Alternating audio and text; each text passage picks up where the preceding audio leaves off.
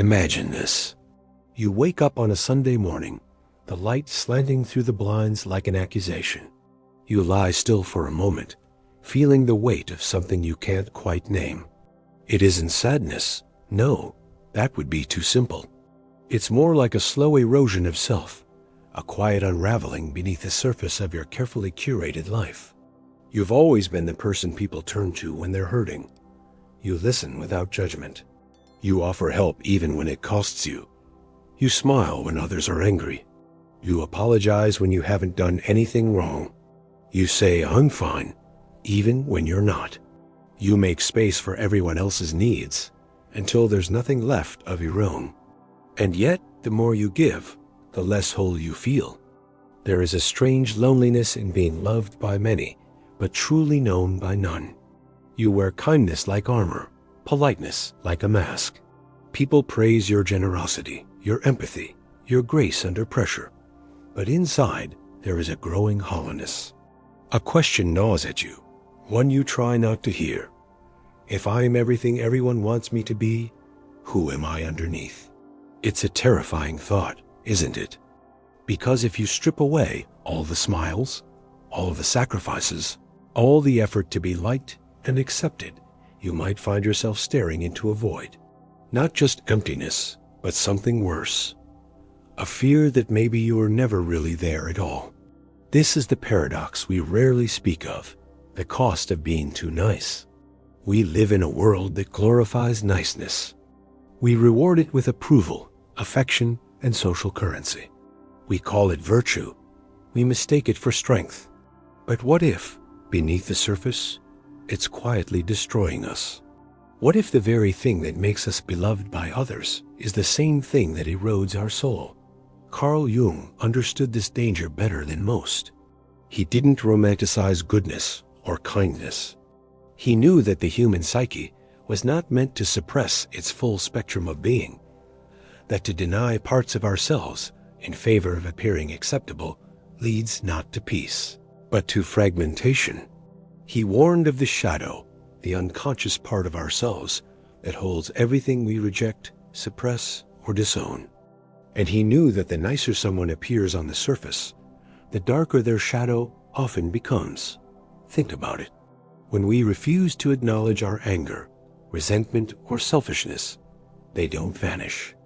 They fester beneath the surface, twisting into passive aggression, burnout, depression, or self-sabotage. The person who is always giving may begin to resent those they serve. The person who never says no may start to hate themselves for it.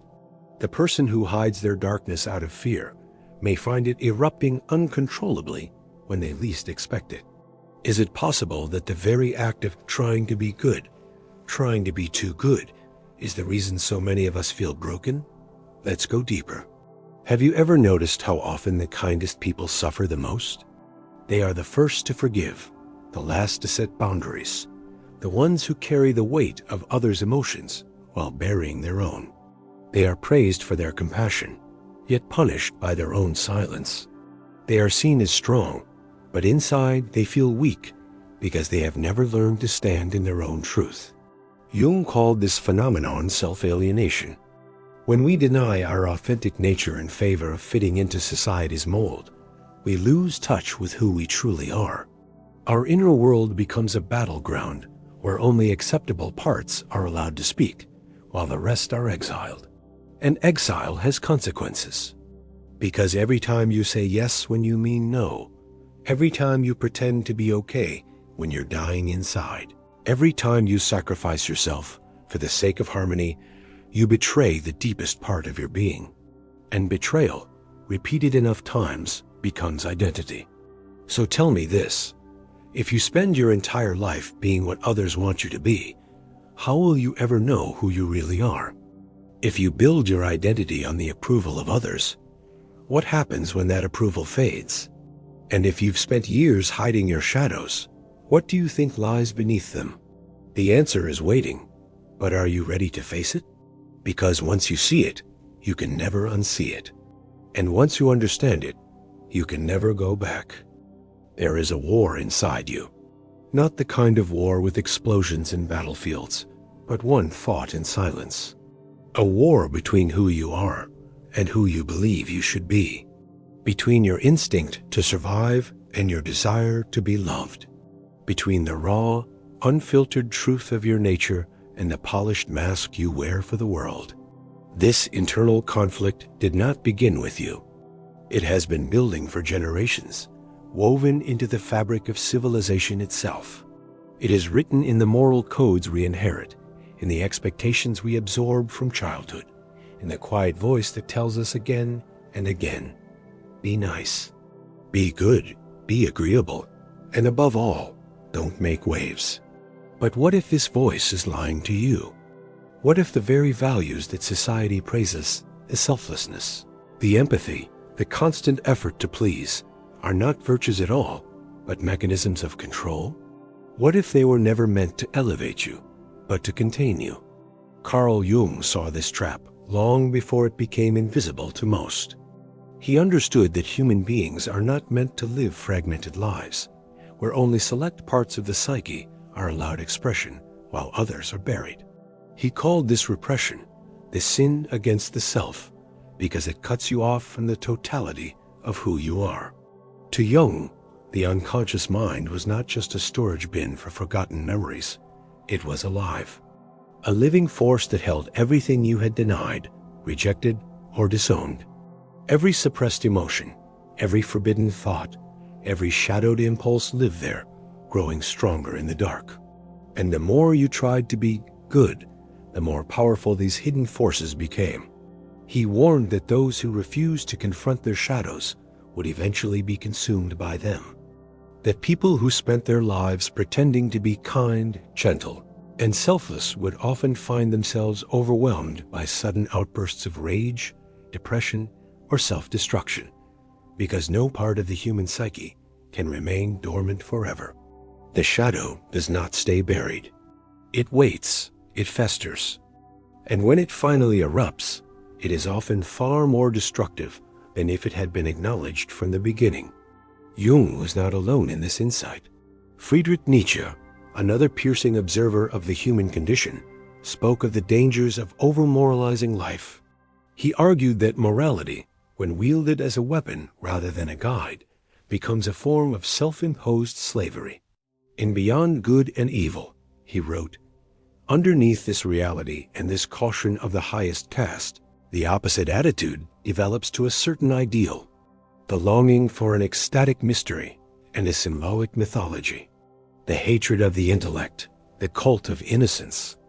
In other words, when we suppress our natural instincts and emotions in favor of appearing virtuous, we do not become better people, we become hollow. We lose touch with the raw vitality of being. We trade authenticity for approval, and in doing so, we sever ourselves from the source of true strength.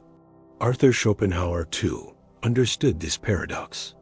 He believed that most people lived lives dictated by external forces, social norms, religious doctrines, the expectations of others, rather than my inner truth.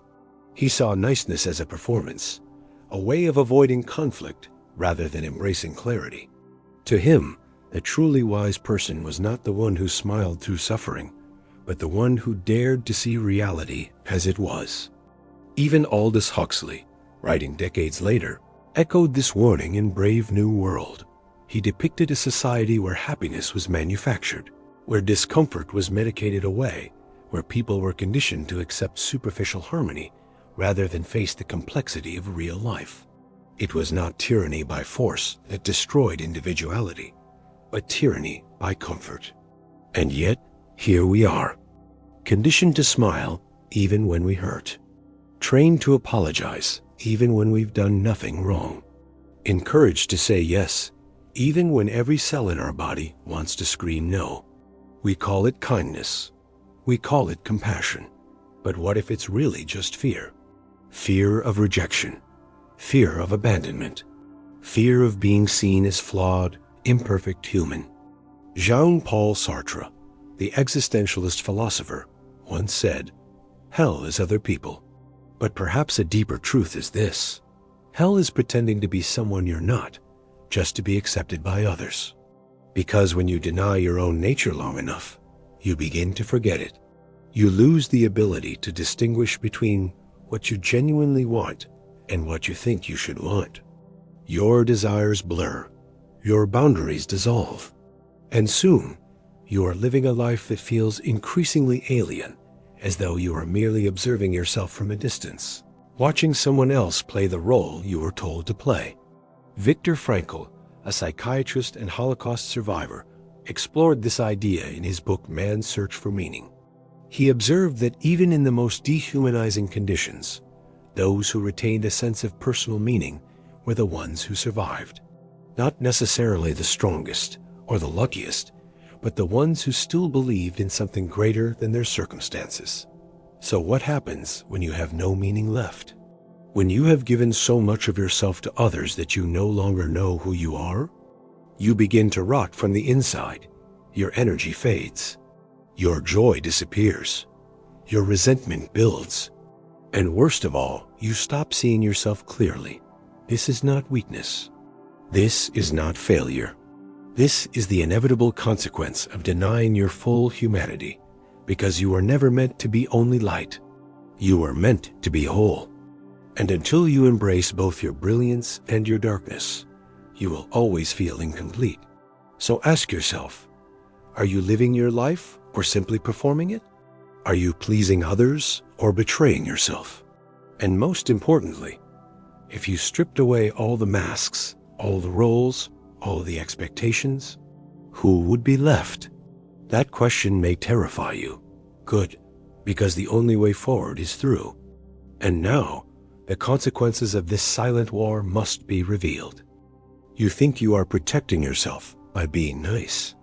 You believe that by smoothing every edge of your personality, by softening every word, by absorbing the weight of others' emotions without complaint, you are maintaining peace. You tell yourself that this is strength, that this is love, that this is what it means to be a good person. But peace without truth is an illusion. Love without boundaries is a performance. And goodness without self-awareness is a slow kind of death. Because beneath your carefully curated exterior, something is unraveling. It begins subtly. A flicker of resentment when someone takes your kindness for granted. A tightening in your chest when yet another person asks for more than you can give. A quiet voice whispering, "Why do I always have to be the one who bends?" At first, you dismiss these feelings. They don't belong in the narrative you've built around yourself. You are the strong one, the dependable one, the one who never complains, who never causes trouble. So you bury the discomfort. You smile through it. You keep giving, even as something inside you withers. This is how the erosion begins. Not with a scream, but with silence. Not with rebellion, but with surrender. And like water wearing away stone, the consequences accumulate until they become undeniable. Let's name them. First, emotional exhaustion. You feel drained, not because you lack energy, but because you are constantly suppressing parts of yourself. Every time you deny your own needs, every time you override your instincts to appease someone else, you deplete your inner reserves. This isn't just psychological, it's neurological. Studies show that chronic emotional suppression activates the amygdala, the brain's fear center, triggering a constant low-level stress response. Your body thinks it's under threat, not from a predator, but from yourself. And over time, this wears down your immune system, your cognitive clarity, your emotional resilience. Second, resentment disguised as love. You tell yourself you're doing things out of compassion, but deep down, there is a bitterness festering. You begin to hate the very people you claim to care for, not because they are cruel or undeserving, but because they took your kindness and mistook it for obligation. Because they never saw you, only the mask you wore.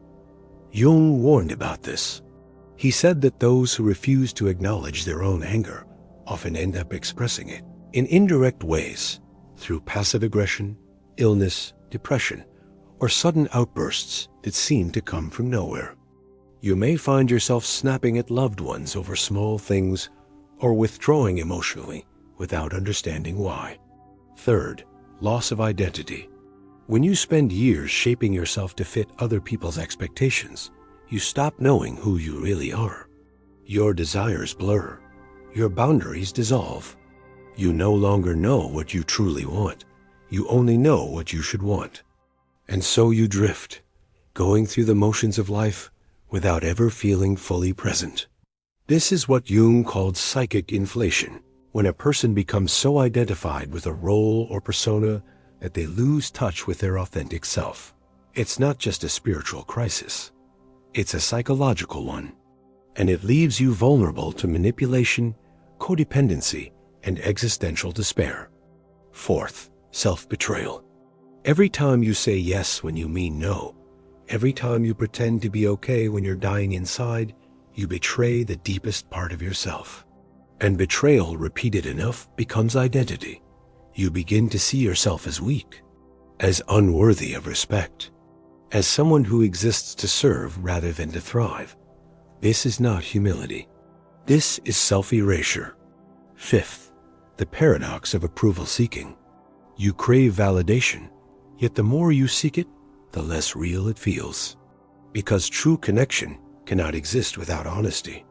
When people love the version of you that you perform, not the one that you are, you begin to feel increasingly isolated, even in a crowd. You are surrounded by people, yet deeply alone. And finally, the collapse. One day, everything cracks. Maybe it's a single moment at realization, a breakdown, a confrontation that forces you to face what you've been avoiding. Or maybe it's slower, more insidious, a creeping numbness, a loss of joy, a sense that nothing matters anymore. This is the point where many people turn to therapy, to meditation, to substances, to desperate attempts at escape. Some reach for spiritual practices, hoping to fill the void. Others try to change careers, relationships, cities, anything to outrun the feeling that something is fundamentally wrong. But none of it works, because the problem was never outside you. It was always within, buried beneath layers of compliance, hidden behind the mask of niceness, waiting to be seen, waiting to be acknowledged, waiting to be reclaimed. These consequences are not hypothetical. They are happening right now to millions of people who have spent their lives trying to be good, only to find themselves unrecognizable to themselves. So ask yourself, are you living your life or surviving someone else's expectations? Are you loving others or losing yourself in the process? And if you woke up tomorrow and stopped pretending, what would you finally allow yourself to feel? There is a way out. But first, you must understand the full depth of the trap you are in. Because until you see the machinery of your suffering clearly, you will never be free from it. And now, the path forward begins to take shape. You were never meant to be a reflection of other people's expectations. You were meant to be a force of nature, a living, breathing expression of your deepest truth, raw, unfiltered, and unapologetic. But somewhere along the way, you learned that safety came from compliance, that love came from sacrifice, that acceptance came from silence. And so you buried parts of yourself, not out of weakness, but out of survival. Now it is time to exhume what you buried, not with guilt, not with shame, but with clarity. Because breaking free does not mean becoming cruel or indifferent. It means reclaiming your right to choose how you show up in the world, to decide for yourself what is acceptable, tolerable, and meaningful, not based on what others expect, but on what your soul demands. This is not rebellion against others. It is rebellion against the internalized voice that tells you who you should be. And it begins with a single terrifying realization. You do not need permission to exist as you are. Say it again, louder this time. You do not need permission to feel what you feel. You do not need approval to set boundaries. You do not need validation to say no. You do not need to earn the right to take up space. That is the first act of defiance. The moment you stop seeking permission and start making choices based on inner truth, rather than external expectation, you begin to awaken. But awakening is not gentle. It is not comfortable. It is not safe. Because once you see yourself clearly, once you recognize the ways you have betrayed your own needs in favor of pleasing others, you can never go back to pretending. So where do you begin? Start here. 1. Name your truth, even if no one else wants to hear it for too long. You have silenced yourself to avoid conflict. You have smiled through discomfort. You have nodded when you wanted to scream. But every time you suppress your truth, you weaken your connection to yourself. Begin by asking, what am I afraid to say? What do I truly believe regardless of whether others agree? What do I want, even if it disappoints someone? Write these answers down. Speak them aloud. Let them rattle around inside you until they become undeniable. Your truth may be inconvenient. It may be unpopular. It may even be painful. But it is also the only thing that can set you free. 2. Set boundaries, even if it makes you difficult. Society rewards those who say yes, but the soul thrives on those who say no. Boundaries are not walls. They are lines drawn in the sand between what serves you and what drains you. They are declarations of self-respect, and they are not optional if you want to reclaim your life. Ask yourself, what am I tolerating that I should not accept? Who drains me emotionally? And why do I still allow them access? What do I need more of and less of in my relationships? Then act. Remove what no longer serves you, even if it means disappointing someone. Walk away, even if it means being alone for a while. Choose peace over obligation. Choose presence over performance. Choose yourself. 3. Embrace your shadow, even if it terrifies you. Carl Jung knew that wholeness was not achieved by eliminating darkness, but by integrating it. You cannot heal what you refuse to see, so stop running from your anger. Stop shaming your selfishness. Stop condemning your desires. These parts of you are not broken. They are simply misunderstood. Instead of suppressing them, bring them into the light. Journal about them. Talk to a therapist. Meditate on them. Ask yourself, what part of myself do I hate the most? Why did I learn to reject it? What would happen if I stopped fighting it? When you stop waging war against yourself, something shifts. You begin to feel whole. You begin to feel real. And in that feeling, you find power. 4. Let go of the need for approval. Even if it feels like losing everything, approval is an illusion. It is fleeting. It is conditional. And it will never be enough. Because the more you chase it, the more you lose yourself. Ask yourself, whose opinion am I prioritizing over my own? What am I doing just to be liked? What would I change if I stopped caring about what others think? Then make a choice. Stand in your truth even if it makes you unlovable to some. Speak your mind even if it makes you controversial. Claim your worth even if it terrifies you. Because when you stop needing everyone else's validation, you begin to hear your own. And that voice, your voice, is the one that has been waiting for you all along. 5. Reclaim your power even if it means becoming someone new. This is not about becoming harsh or cold or unkind. This is about becoming real, about showing up in the world as someone who knows who they are and refuses to apologize for it. It means learning to say no without guilt, to speak your mind without hesitation, to walk away without looking back, to choose yourself not as an act of selfishness, but as an act of survival. Because when you finally stop betraying yourself, something extraordinary happens. You begin to trust yourself. You begin to respect yourself. You begin to love yourself. And once you do, everything changes. Because now, you are no longer reacting to life. You are creating it. You are no longer hiding. You are standing. And you are no longer lost. You are found. But the final revelation, the deepest truth of all awaits. One that will redefine everything you thought you knew. And now, it is time to face it. You have spent your life trying to be good, not just in the moral sense, but in every way that matters to others. You wanted to be kind, generous, selfless, loving, easygoing, reliable, accepting. You wanted to be everything people needed you to be, because somewhere along the line, you were taught that being loved meant earning it. That approval was a currency. That peace came from compliance. That happiness was found in making others happy first. But now, standing at the edge of something vast and irreversible, you begin to see the truth. Being nice was never the problem. Living as if you had no needs was. This is the final, most powerful realization. It is not that kindness is weakness. It is not that compassion is a flaw. It is that when you sacrifice yourself on the altar of niceness, when you give until you are empty, when you say yes until you forget what no feels like, you become unrecognizable to yourself.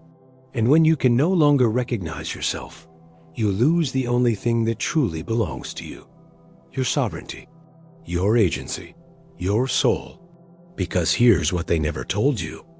The deepest betrayal is not inflicted by others. It is the one you commit against yourself when you silence your voice to preserve someone else's peace.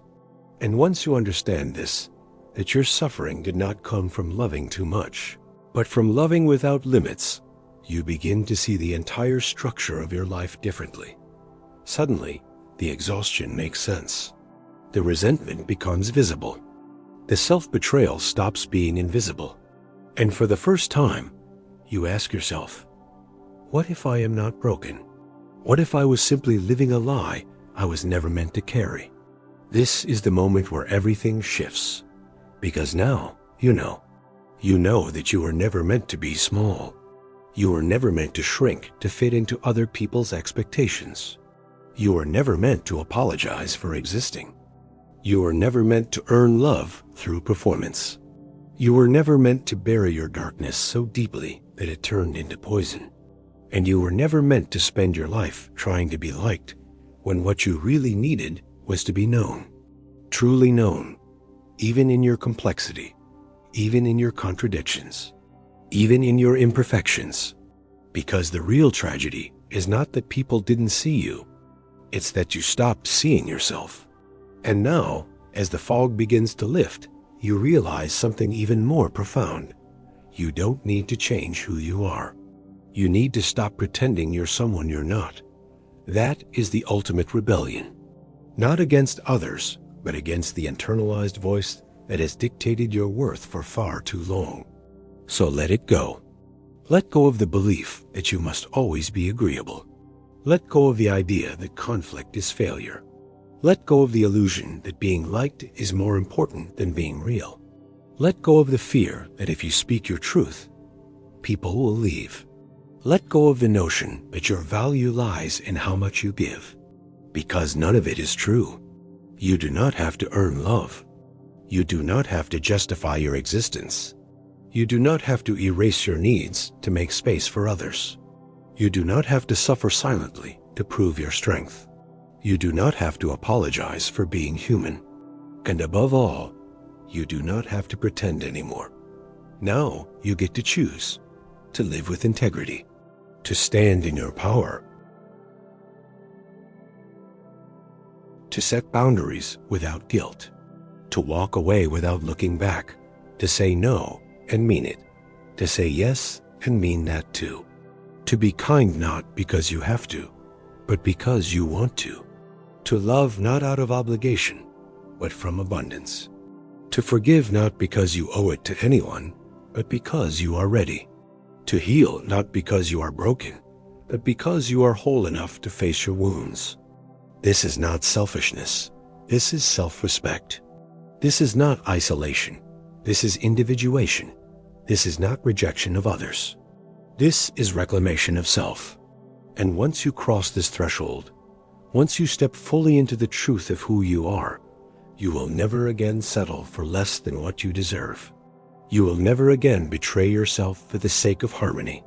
You will never again confuse approval with love. You will never again mistake silence for peace. And you will never again hide behind the mask of niceness. Because now you understand. You were never meant to be perfect. You were never meant to be pleasing. You were never meant to be small. You were meant to be free. And freedom begins the moment you stop asking permission to exist and start living as if you already belong, as if you already matter, as if you already have the right to take up space, as if you already deserve to be seen, as if you already know who you are. And now you do. So breathe, stand tall, and begin again. Not as the person everyone expects you to be, but as the person you were always meant to be.